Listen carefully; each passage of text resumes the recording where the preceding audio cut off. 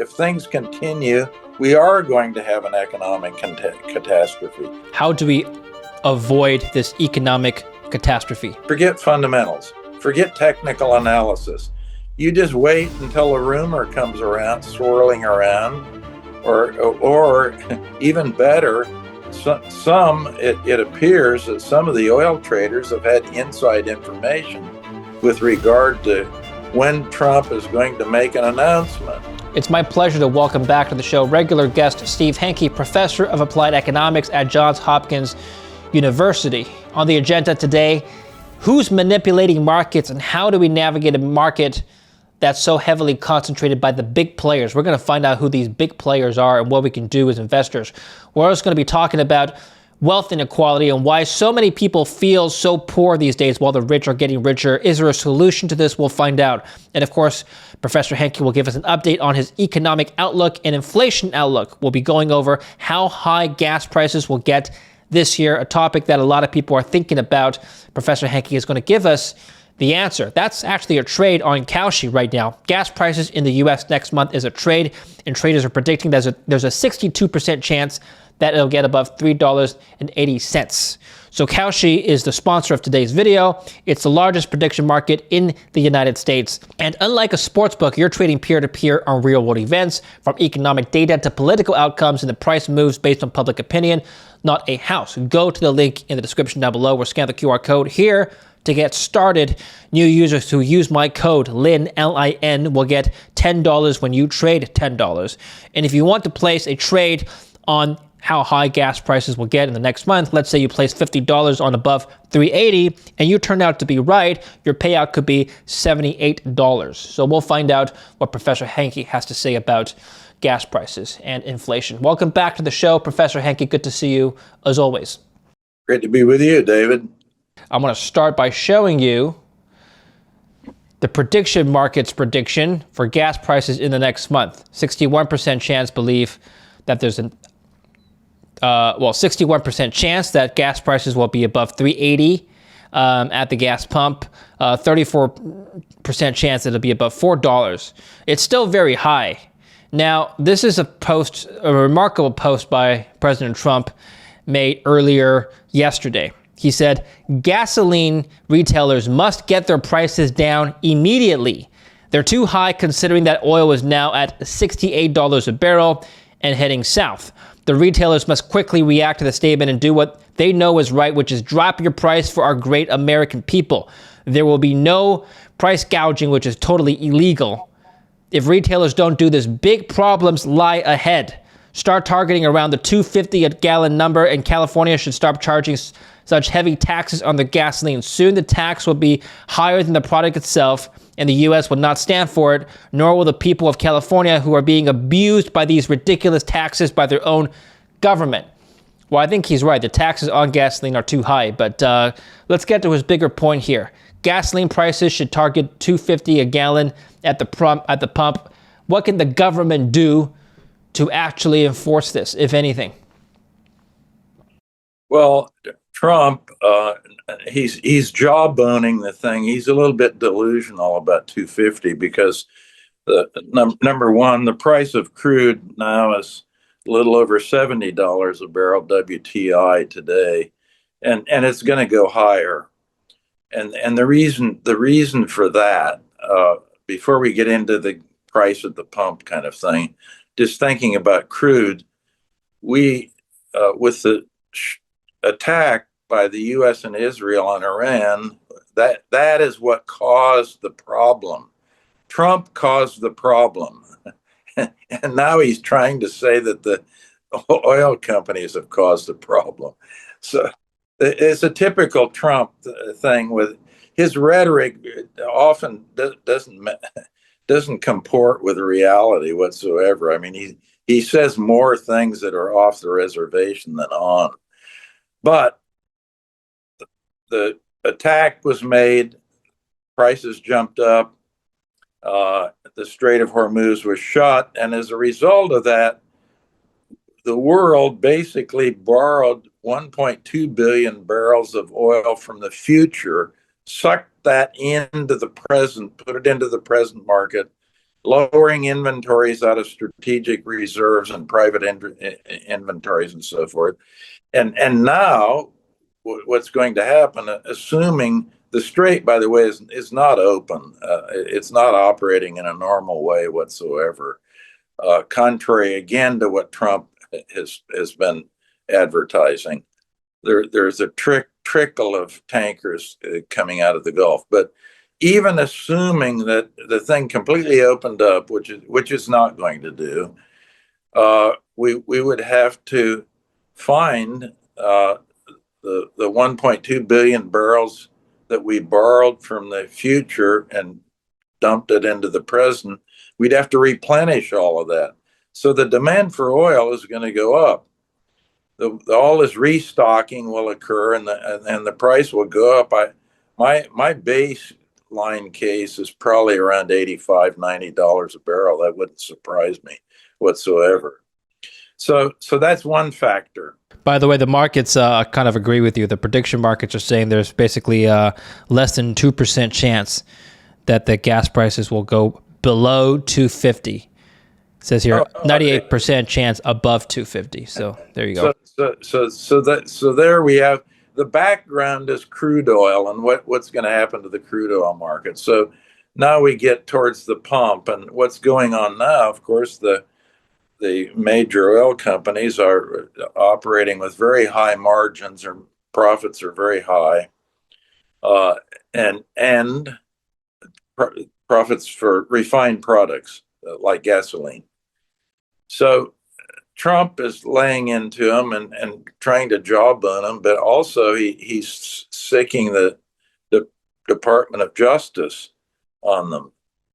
So you've got two things going on. He's not only barking, but there's some potential bite in that, because if you get the Department of Justice going after you, you've got a legal problem on your hands. So that's what's going on. But this is a larger pattern of things that are happening, and I've talked about this with you in the past, and that is we have everything being politicized. All major decisions now, everything is running through Washington.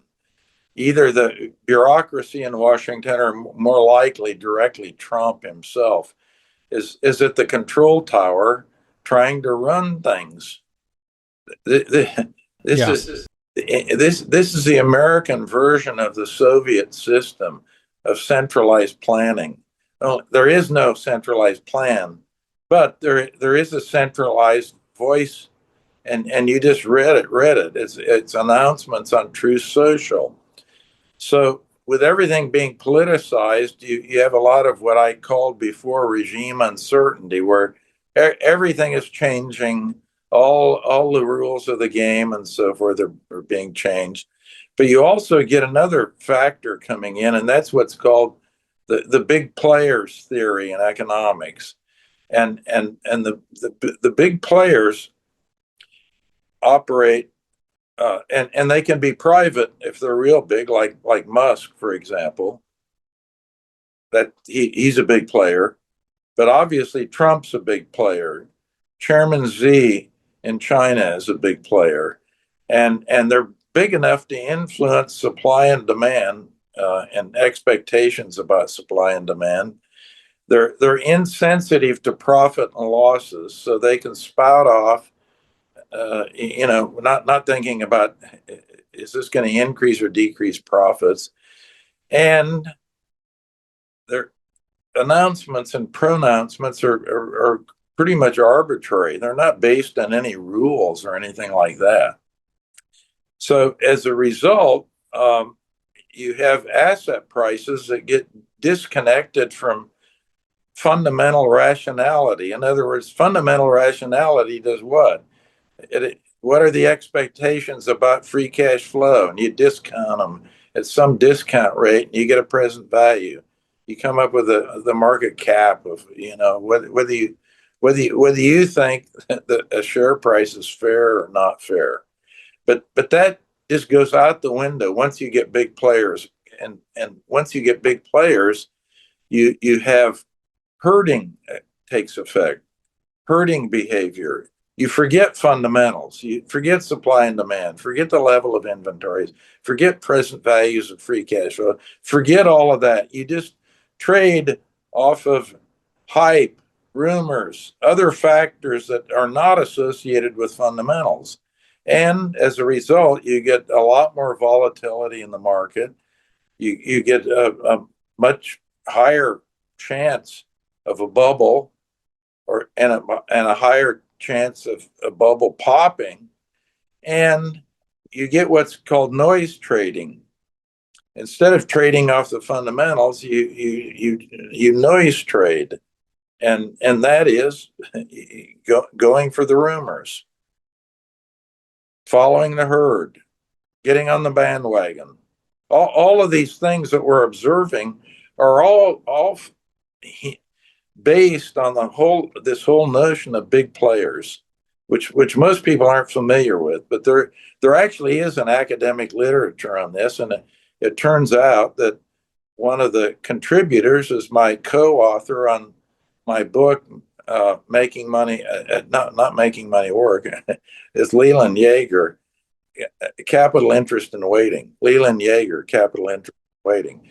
And Yeager was one of the first ones, and he wrote one of his first articles with one of his students, Roger Coppell, who's now a collaborator with me. So I am familiar with the literature, and where it leads you is towards noise trading, something that was actually introduced by Fisher Black. You know, the Black-Scholes option pricing model, Fisher Black in 1986 introduced the idea analytically and in a sophisticated way of noise trading, what noise trading was all about.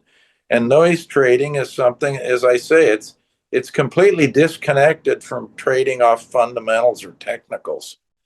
It's trading off rumors, noise. What about Trump saying that he moves the markets? Take a listen to this remarkable statement that he made at the G7 summit a couple weeks ago. People online are asking, hey, did Trump just admit to market manipulation? Take a listen. Every time we talked about the possibility of peace, the stock market shot up like a rocket ship. It never went down. They didn't like it. The people, the stock market is more brilliant than anybody there is, including the people on the stage, other than me, of course. Every time he talks about peace, the stock market shoots up. Okay, well, if he's identified a pattern, one can surmise that he could just keep doing it over and over again. Oh, yeah, that's the big player. You just saw the big player. That's the point of the theoretical apparatus called big players.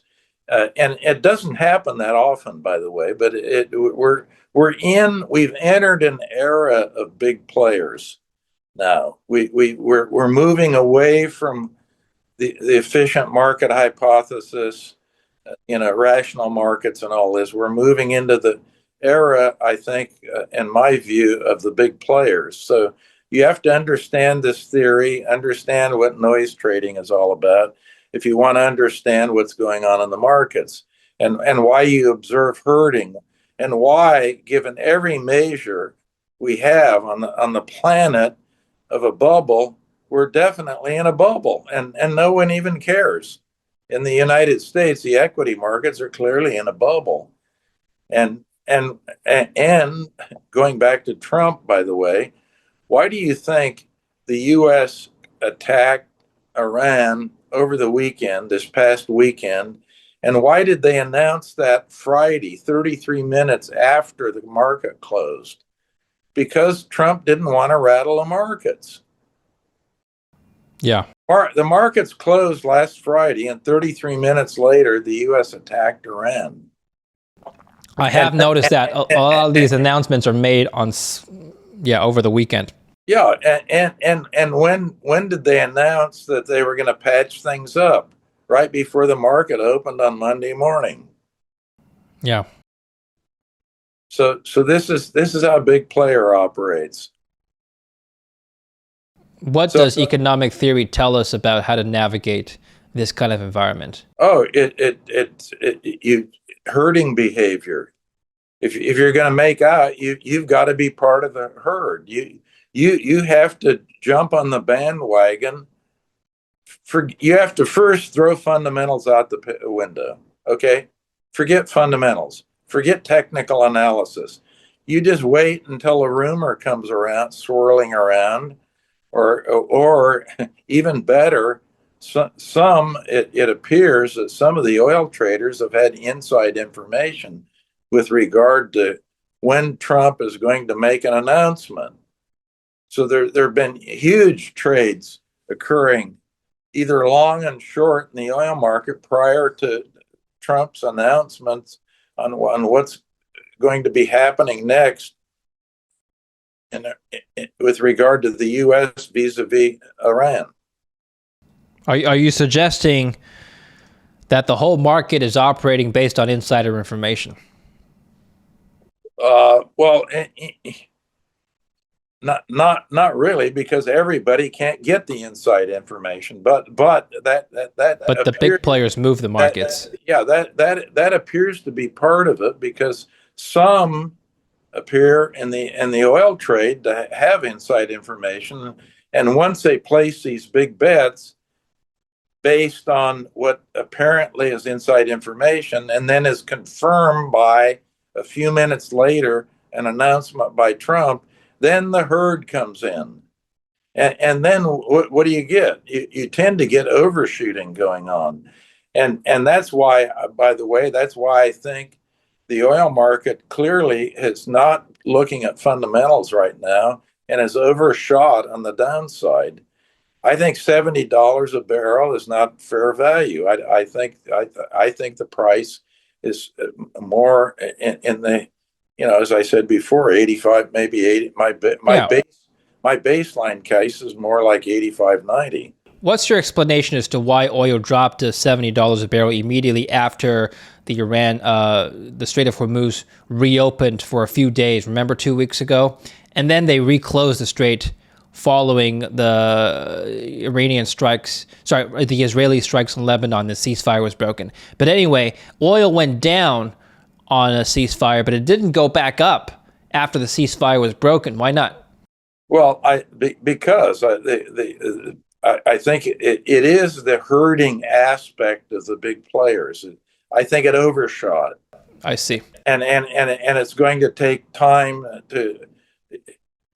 it's going to take time for the fundamentals of supply and demand and inventory levels to come into the picture and influence the herd. Okay.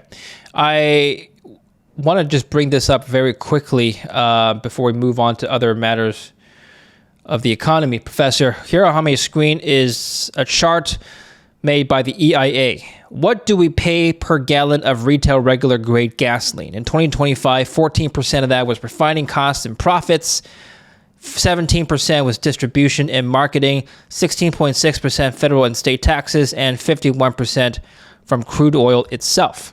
So when Trump says to the gasoline retailers, lower your prices, I mean, which part of this pie can they actually control here? I guess distribution and marketing, they can not make any profits, and the state has to take out the taxes. But yeah. So it's mainly the first thing, the margin, which they're not going to do. So, we don't know exactly how they'll react. We don't know exactly what Trump's going to do with the Department of Justice and so forth. But basically, he's trying to nationalize profits. This is the politicization of things. We used to call these things socialism. Okay, now another form of socialism, not the directly out of the Communist Manifesto, kind of indirectly out of the Communist Manifesto. We have interventionism, which is we have all kinds of things going on: protectionism, sanctions, all the tariffs, quotas, sanctions. All of that is part and parcel of interventionism, which is obviously by definition an interference with the free market system. and Trump just loves this stuff. Back in the Soviet Union, if the government wanted the distributor or the retailer to produce a certain thing and keep a price at a certain level and they refuse, the owner will probably end up in a gulag somewhere. My point is, what is the recourse here in the United States? We don't get sent to Guantanamo Bay if we're a retailer and we don't follow Trump's tweets, right? Well, depending on what the Department of Justice does, and the FBI and so forth and so on, you could end up in the slammer. Okay. We don't have a gulag in camps, as far as I know. Well, we kind of do in a way. Guantanamo Bay would probably it is a slammer, but it's kind of a camp type thing. In other words, you can go to Guantanamo without any due process of law or anything like that. Right.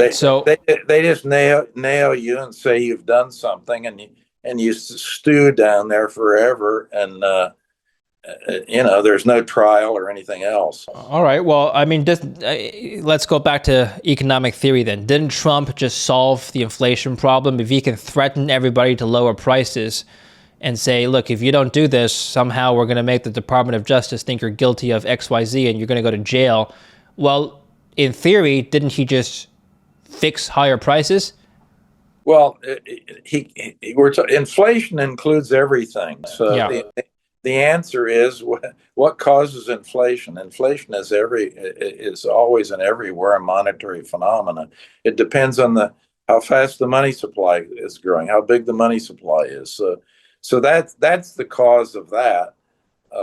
And the only thing he could do there is do something with the Fed, which he's been trying to do desperately. But he's actually he's trying to get the Fed to loosen up.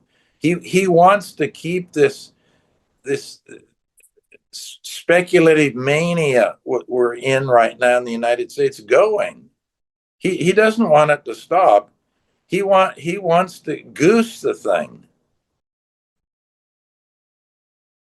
So the idea of fighting high prices at the gas pump, that happens to be one particular price that's very sensitive, because number one, it's easy to follow, and number two, a lot of people drive cars that burn gasoline, and they fill a tank once or twice a week, maybe even more than that. So every time they fill it, they kind of have sticker shock. On the monetary policy thing, I've been talking to some people who believe that there is reason for the Fed to lower rates this year. The prediction markets are predicting that there will be a 77% chance of exactly zero cuts. The Fed Watch tool, which is something you look at, is kind of predicting the same thing. Roughly 83% chance of a hike, 17% chance that it will not move. But no one's pricing in, on the CME Fed Watch tool at least, no one in the bond market is pricing in any chance of cuts. So I wonder, what do you think? The reason for that, David, I didn't mean to cut you off. You said, no, please go ahead. Yes, you said, what do you think? Yes. There. Yeah. What do you think, Professor? Okay. Well, what I think is that the inflation genie has escaped. It's out of the bottle. The inflation rate in the United States now is more than double the target. The target's 2%, and the rate of inflation today, as we speak here, is at the end of June 4.2%. So it's hard to get your head around the idea that somehow the Fed's going to cut rates. Plus, the economy, they revised the first quarter GDP number. It's 2.1% real rate of growth. So the economy's chugging along. It's doing okay. The labor market is more or less okay. The unemployment rate, is good, actually.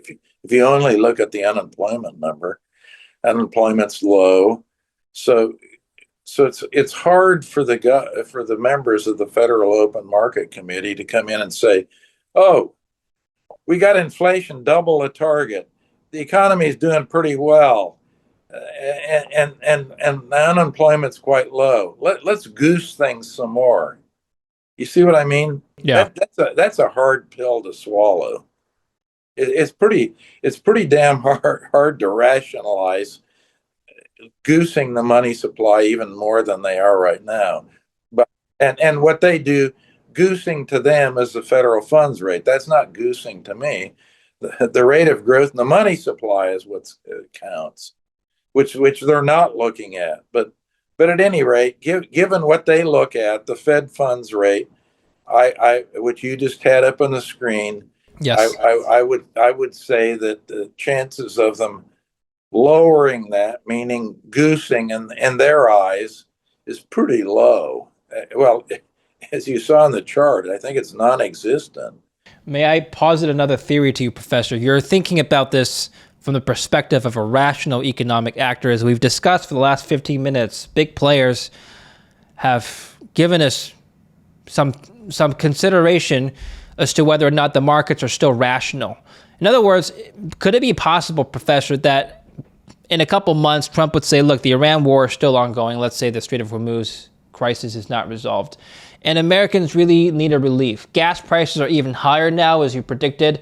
But instead of combating inflation by raising interest rates, we're going to give relief to the regular worker in the form of lowering interest rates and making monetary policy looser and expanding the money supply to help alleviate the threat of a recession from higher prices. Would that make sense? In other words, avert a Great Depression, as Trump said. We're going to avert a Great Depression. That's what he said, the G7.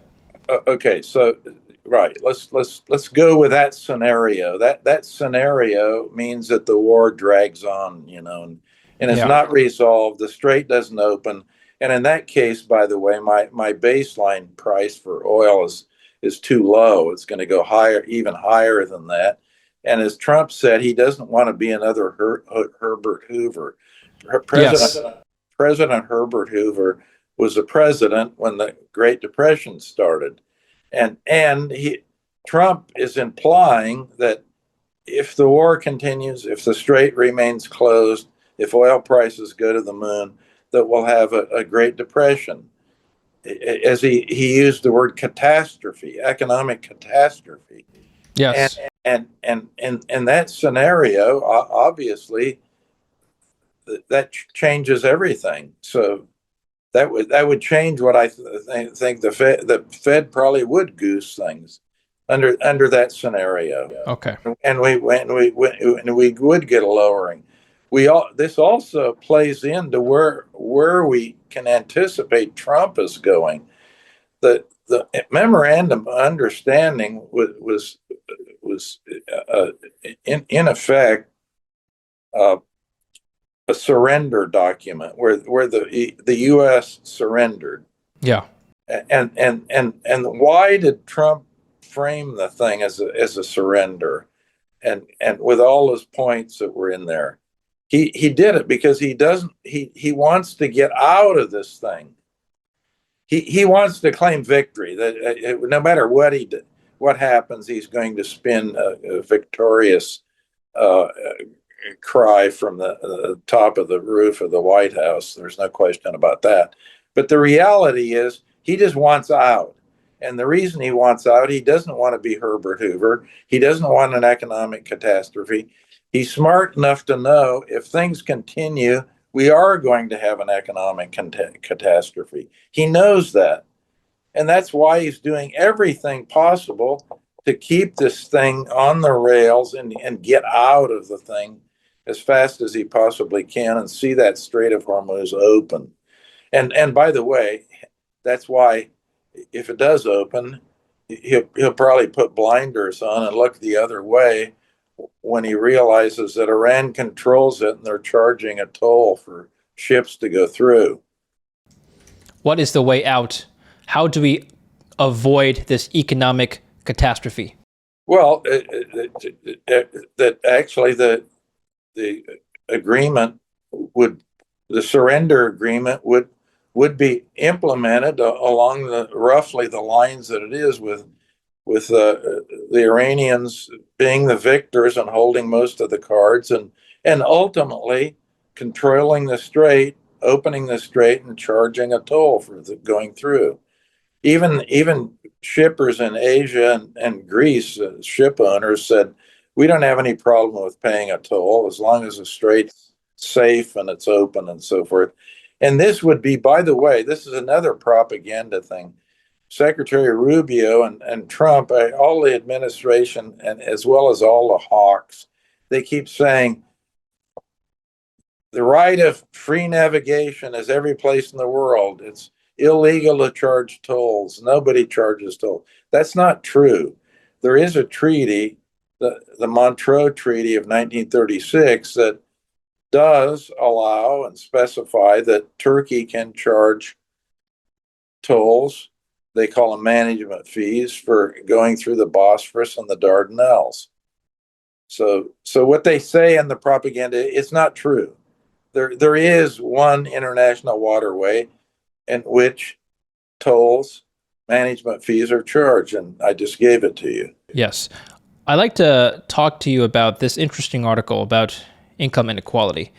Let's go back to the economy and what ultimately affects people. People feel that they're not getting richer. This article says this number helps explain why many Americans are down on the economy. American workers' share of the economic pie has fallen to its lowest level since at least 1947, when the federal government began tracking the data, according to an analyst by the Federal Reserve Economist. The measure, known as labor share of income, tracks how much of the nation's economic output flows to workers in the form of wages and salaries, as opposed to the share that goes to investors and corporations through profits, dividends, and other capital income. A shrinking labor share of income indicates that more economic gains are flowing to shareholders and business owners. Okay, your response to what I just read. Well, that's number one. That's true. What you just read. For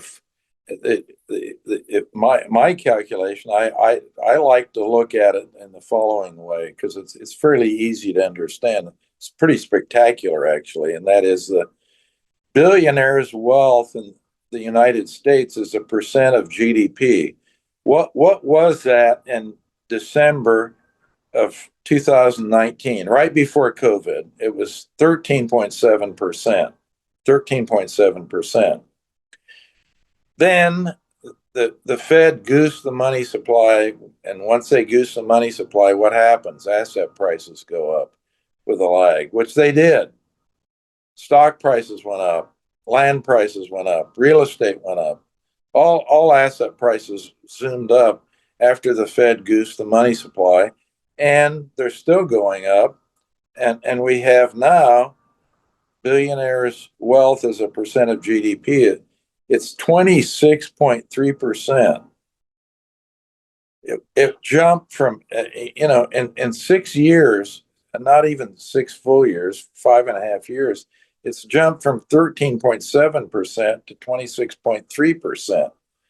Now that's because of the Fed goosing the money supply. It always comes back to the money supply. Okay. The money supply dictates all of these things going on. What you read were the symptoms, but the cause was the fact that the money supply. But if you put a chart of the money supply up there, you'll see that M2 has just been zooming up. Let me overlay that. Yeah, you're right.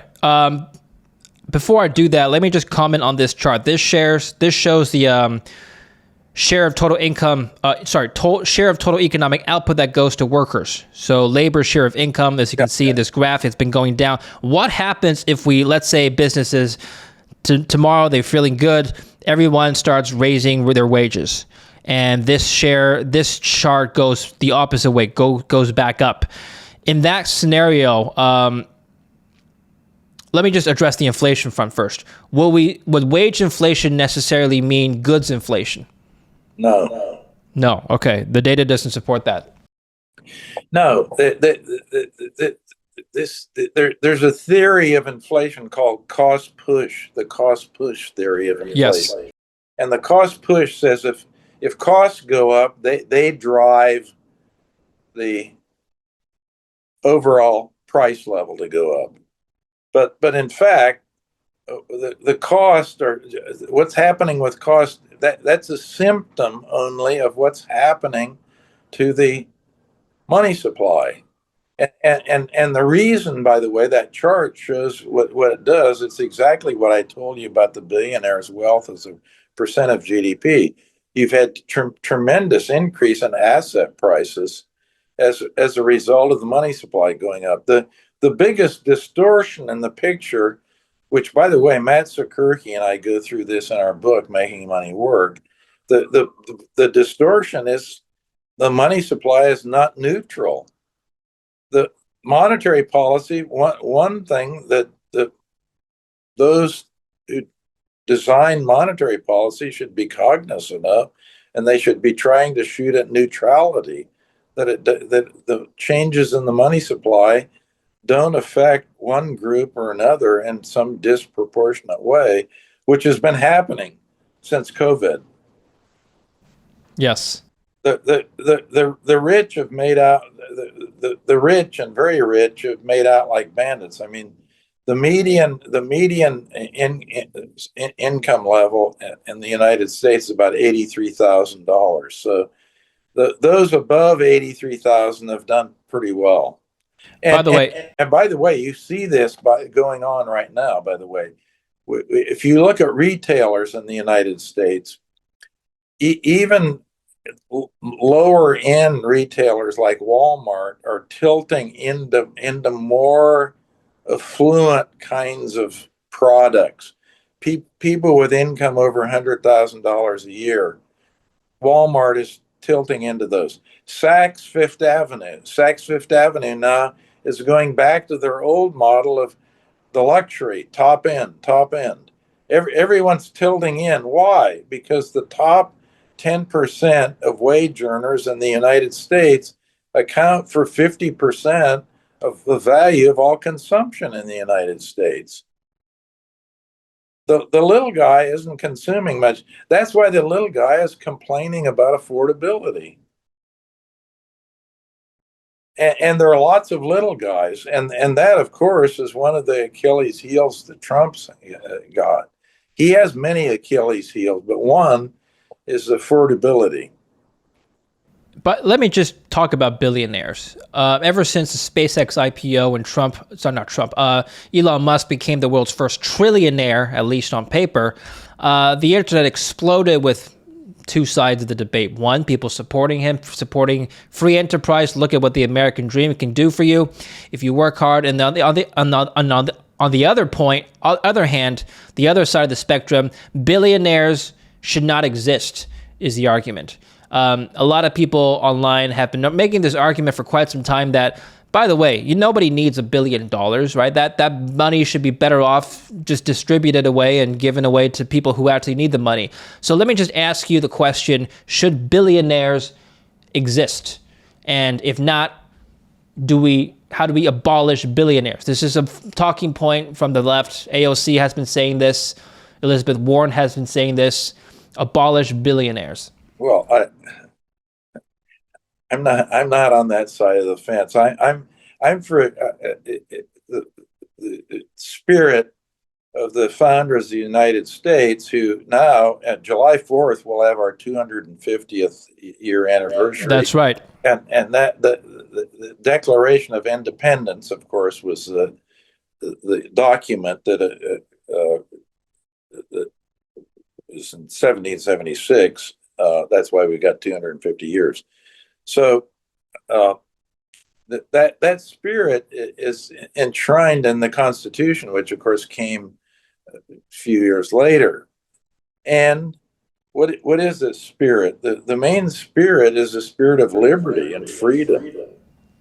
So how can you say you're going to abolish a class of wealth if in fact liberty and freedom are the basis for the whole U.S. Constitution? Everything in the Constitution is based on that idea. So of course I'm for liberty and freedom. and that means I'm for the U.S. Constitution. Okay, there's several videos. This is, let me just play for you a minute of this logic here. Maybe you can just understand. Here we go. When you have these systems, when you have corporations, when you have an economic elite, there's a certain level of wealth and accumulation that is unearned, right? You can't earn $1 billion. That's right. You just can't earn that. That's exactly correct. You can get market power, you can break rules, you can do all sorts of things. You can abuse labor laws, Yep. You can pay people less than what they're worth, Yep. But you can't earn that, right? That's And right. so you have to create a myth that since you didn't earn that, you have to create a myth of earning it. I've seen this before. Her argument is that there comes a point where you're only this rich, you only become a billionaire if you extort people and exploit your workers and basically do bad things. So to get ahead by a margin of thousands of times the ordinary worker's income comes at the price of other people's livelihoods. I think it's a central argument here. And again, we'll play the clip. But your response. I would simply ask, you have a clip of, one of the great philosophers in Washington, D.C., AOC. So I take that with a grain of salt, babbling on about things she doesn't know anything about. And I would simply ask, well, all of those assertions, those are assertions or conjectures. Where's the evidence? Where's the evidence? You said doing all kinds of bad things. Well, haven't they had federal prosecutors after him for doing bad things? Haven't they had trials, et cetera, et cetera, et cetera? So it gets down to where's the beef, basically? Where's the evidence for all these things that you're claiming? This is a connecting rhetoric and reality. What is the reality? Why did Jeff Bezos become a billionaire? He was nothing. He was nothing except. Well, I'll tell you how. According to the camp that believes what I just showed you, Jeff Bezos became a billionaire off of the back of millions of underpaid workers whom he exploited. Well, why do they work for him if they're underpaid and exploited? There's no they're not slaves. He doesn't own them. They can voluntarily leave if they want to. Why do you see all these Amazon trucks that are actually patented by Amazon? They're kind of odd looking things, running all over the place. Why every week? Why do Mrs. Hanke and I receive things we have voluntarily purchased from Amazon? Everybody likes Amazon. What about all the people bought? What about all the consumers? Are they getting screwed? Yeah. No. They make a choice. They go to Amazon. It's convenient. They get what they think is a fair price, and they buy something. And at least that's what Mrs. Hanke and I do when we're buying stuff from Amazon. So how do you explain? And by the way, yeah, you get delivery. We do in less than 24 hours, and you don't have to get in your car. You don't have to buy that expensive gasoline to go to a shopping mall and screw around for hours trying to find a new stack. You can. It's very convenient. So I understand all that, but just to play devil's advocate here, Professor, since we don't have a AOC advocate to debate you, what happens if we pay Amazon workers hypothetically doubled their current wage? Wouldn't their livelihoods just be a lot better? In other words, let's move this chart back up, increase the labor share of income here. Let's start with Amazon and Walmart and all those big corporations. Okay,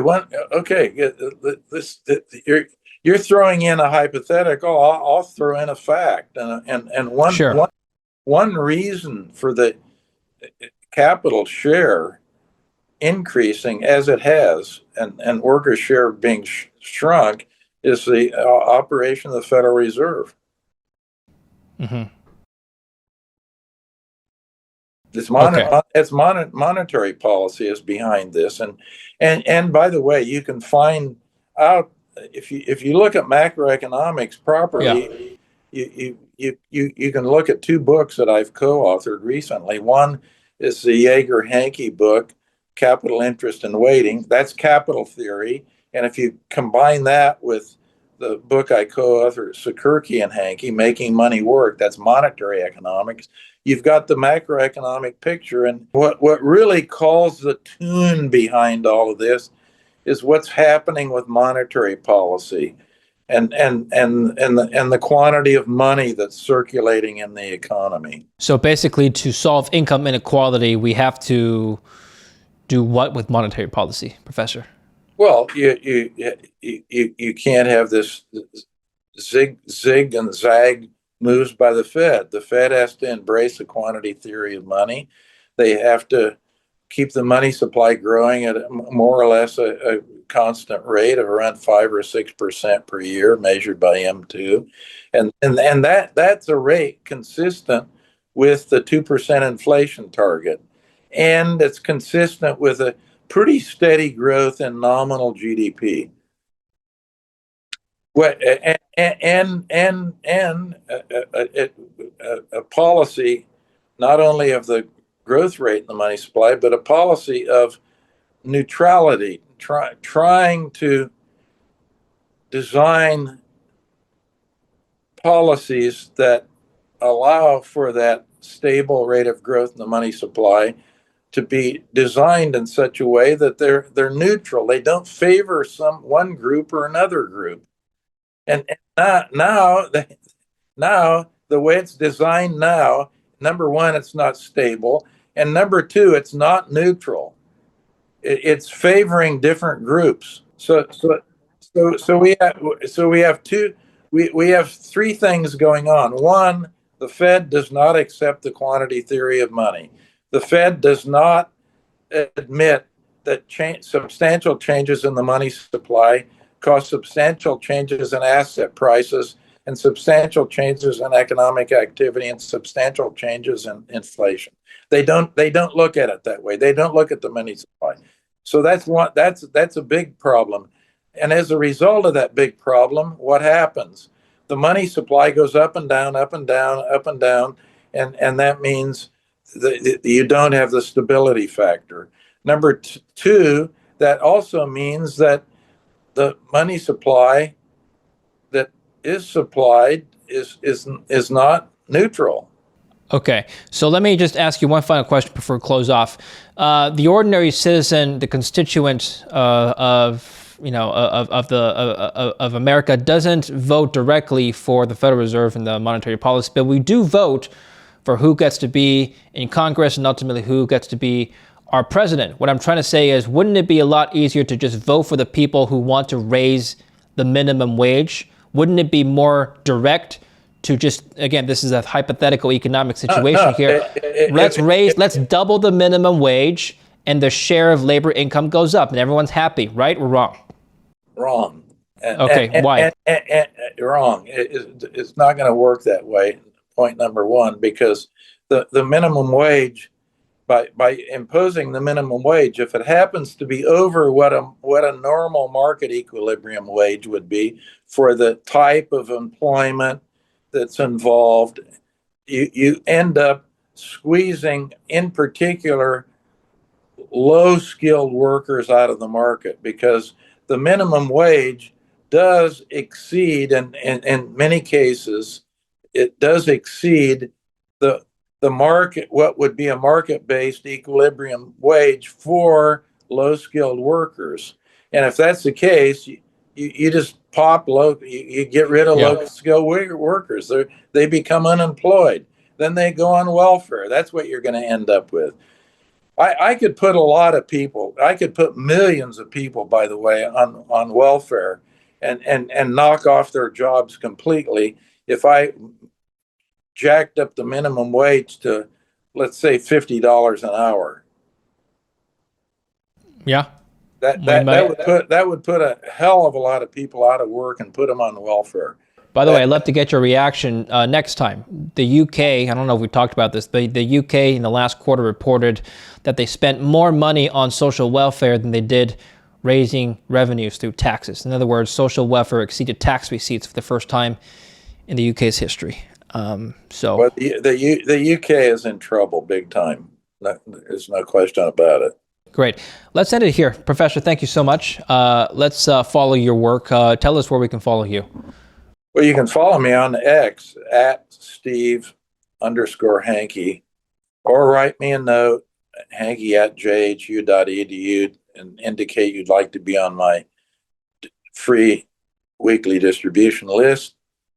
Or if they wanted to get into the in-depth thing, I've given 2 books that I've recently written. The Yeager-Hanke book on